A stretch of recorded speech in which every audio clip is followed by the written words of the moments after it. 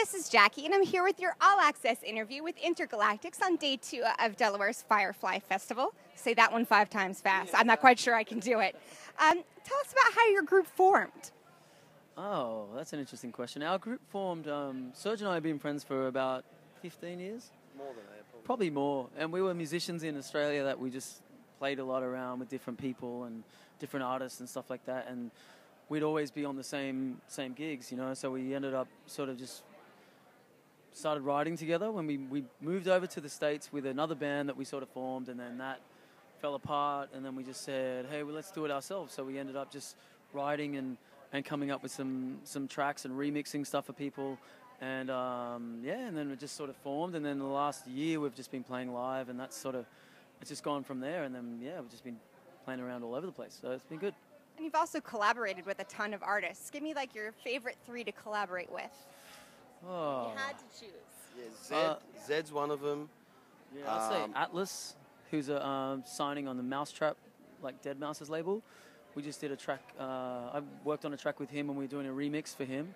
So Zed's amazing. I mean, you want to talk a bit about that? Yeah, no, we did Zed, and we've worked with, like I said, Atlas, and there's a whole bunch of people that we love working with, but we've sort of been focusing mainly on our stuff as well, as opposed to sort of, you know, producing or remixing a whole bunch of other stuff. So at the moment, our focus has just been on, you know, getting our tracks out there and stuff. So. Speaking of your tracks, is there a song on your EP, If We Stepped on Mars, that best represents your sound? Yeah, I mean, I don't know if it best represents our sound, because we feel that, you know, we're always trying to evolve with our sound and then trying to take it to the next level. And we sometimes, you know, we get into the habit of like listening to some songs that maybe were 6 months old or a year. We're like, oh, I hate that. This is the worst. But, you know, it's just... Even though we loved it at one stage, it starts wearing off, and we're like, we want to play new stuff now. So you know, I think that, you know, it's a representation of that time, you know what I mean, of that particular EP that we did and where we were at that moment, you know, because like I said, we like to think that we're just kind of moving forward and trying to sort of change it up a little bit, you know. I would say the one that represents it the best is probably the title track at the moment for me. Because it's got a little bit, I feel like our style's gone from being a little bit sort of indie electro sounding to a bit more like of a funk, new disco kind of future funk feel. So I feel like that one's in between a little bit, maybe.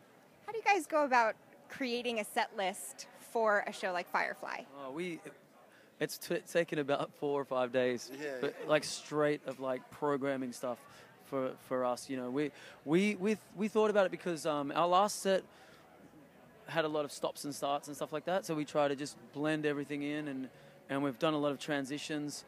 I went and saw D'Angelo, one of my favorite artists, the other day in LA, and I just love the transitions and stuff, and I got inspired, and so we programmed our set in a particular way, and just to kind of keep the flow going the whole time. That's how we sort of wanted to sort of create this set list. You know. So other than really smooth transitions, what else can fans expect from your live set? Well, what we like to do, we like to sort of also keep it live in the aspect of where, you know, we've got a few sections that are a little bit open where we can sort of stretch out musically as musicians, and, you know, we like to incorporate that in our show as well, where it's, you know, you're getting the songs and stuff like that, but live it's a little bit more of a twist where, you know, we like to incorporate the live playing. So, you know, we have sections where we can sort of extend it a little bit and you know, show off basically. Yeah. Show off, eh? So there's definitely a wide variety of artists playing Firefly. Who are you most excited to see? For me personally, it's Paul McCartney. That's really like... Paul McCartney and Snoop Doggy Dogg. Yeah. Snoop Dogg. Snoop. Absolutely. He's cut it down every year, Or I think. Snoop Lion, I think he's Snoop now. Lion? Is he Snoop Lion anymore? No. I think he's back to Snoop. I can't keep track. Yeah. The artist formerly known as It's Snoop. Exactly. He's just a Snoop's symbol now. awesome. Yeah. But so, that for me, and, you know, I know for Christian, you know, growing up with Zed the as Beatles well. and stuff, you know, Yeah, there's a lot of them, but I think Mac is the one. You know, Mac is number one. I think that's fair. And it's his birthday today too, I think. Is it? Yes. Is it? Today or was yesterday. Yeah, He's it was. playing tonight. I think it's today or he was yesterday, but it's definitely his birthday. So. Are you guys going to be checking out the set? Of course. Question? I Okay, mean- I get it. There's definitely no interviews going on during that set. Long done. I thought you guys would wrap it up by that time. Oh, Yeah. yes. Absolutely. So what's up next for you guys after Firefly?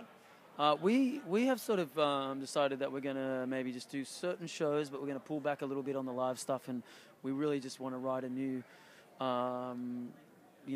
record pretty much. We're not sure if it's going to be like a full length or an EP at this stage, but we're just going to write all over summer, just like rack our brains and try and write the best things that we can do. So we're just really sort of focusing on that.